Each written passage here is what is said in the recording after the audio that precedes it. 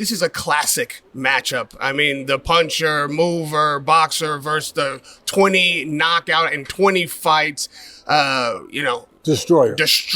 I mean, I don't know that we've had a guy that we talked about like this, maybe Golovkin, Mike Tyson. It's a very rarefied area. You talk about guys that knock out like this. Yeah.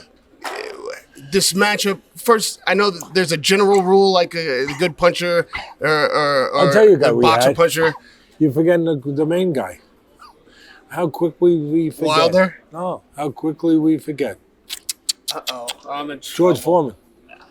Big George. Yes. Well, there you go. And then, there's Foreman and Ali. And then Ali came along. Right. So the question you asked me, can Bivol be Beterbiev's Ali? Or will he be? That's right. And listen, I'm going to make it as succinct, which is not easy for me.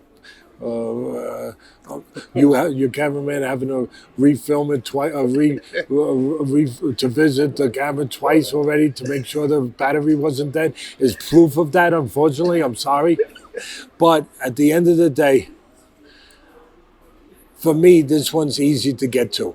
It's hard to come with a winner, but it's easy to break it down from my perspective.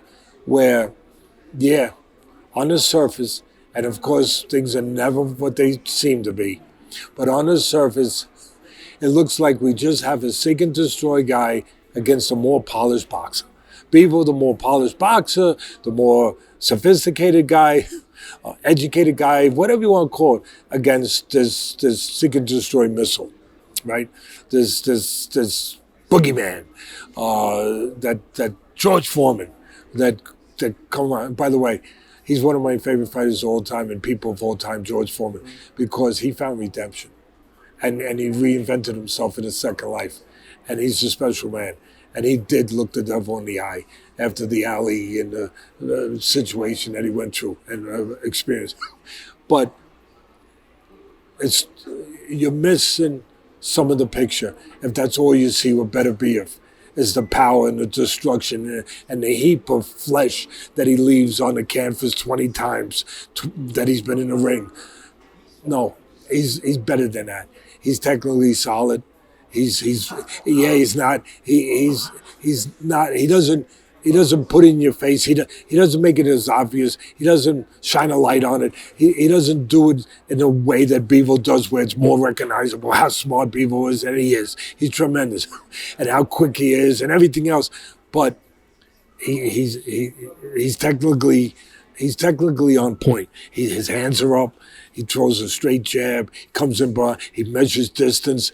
He don't control range the way Bivol does to set traps and do all that stuff.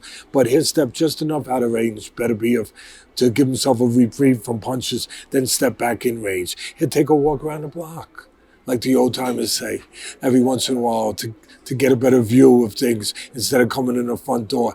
He is more than just that bomb ready to blow up and blow everything up around you. But it does come down to the old adage. We touched on it earlier. Will versus skill. That's how you see this fight. The skill of Bivol against the will of this man who just will, he will not take no for an answer. He will conquer you. He will conquer you. I am here to get another pelt to put on my wall, and you're that pelt. And he comes with that attitude, with that aura, with all of that. And with that force that wears you down, that just breaks people down, that evaporates people right in front of your eyes. Oh, where'd the guy go? No, he's gone. Beterbiev just evaporate. His constant pressure broke him down, took all his skill away, took all his will away. So we look at it that way. I am going to get right to the point with this and finish it this way. I'm picking Bivol. You know why? Not because of just his boxing skills. I think for the first time in 20 fights, and I could be wrong. If I'm wrong, though, half of the world, whatever your world is going to see it. But I'm picking Bivol because I think for the first time in 20 fights, and Beterbiev, who I have nothing but respect and admiration for. I respect both guys, but I respect Beterbiev to, you wouldn't believe how high. because it's real. He comes from a part in the world that has developed him this way into kind of like we were talking about earlier, that it segued right into this perfectly, that there were less options, that there was more of a demand for a certain kind of behavior and a certain kind of accountability, and that the people from that part of the world, they live with a certain warrior's code of conduct, and that he adheres to that. And all of that, that's all part of the package he brings to destroy people, all part of it. The reason I'm picking Bivol is the first time in 20 fights in the ring for Beterbiev. I think, you ready for this? I think he's fighting a guy that's got the same thing. And he don't know, and we don't know it. Or we don't see it because with Beterbiev, with that nose that looks like mine a little bit, except it moves a little bit over here, with the, with that whole demeanor, it's easier to see it. It's easier to believe it. You say, oh yeah, that's the boogeyman. And then we look at Bivol, who's got a whole different look, and he boxes a whole different way, and we say, no, I don't see it there. No. That's why I pick him, because he has that. And if you have that to go along with the other things that he needs to win this kind of fight, which I think he has, the ability to box, the ability to set traps, the ability to use his legs, all of that stuff, to own the outside. If you not to let the guy close the gap and set up shop to your ribs and all that stuff.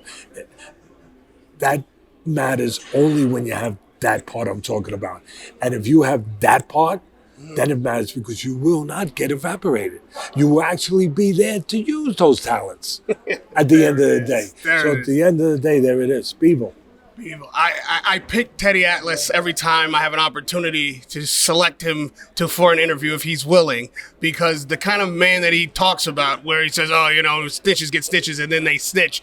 He's not that kind of man. The kind of man that he talks about that is in your corner and makes you believe that you can do the impossible, that you can come back again from defeat, that you can triumph, is the kind of man that he is. And he's been in my corner, off camera, has said some of the things that have made me, when I was low and he didn't even know it, come back, grab this mic, try again, go for another fight, and keep at it. And so this kind of man, whenever you get a chance to talk to him, if you have the opportunity to be in a room with him, you come over, you shake his hand, and you get any kind of word of wisdom that you can. I've had the blessing of getting that multiple times. And I just want to thank you, really, just for being the kind of example that we need in the world for these young athletes that you're about to go mentor, and for a young man like myself who grew up watching you work and become a Hall of Fame icon. I thank you so much for sticking with it and every day getting up talking for hours to all of us and sharing what you know so that we can be better. It's Radio Rahim with Teddy Atlas.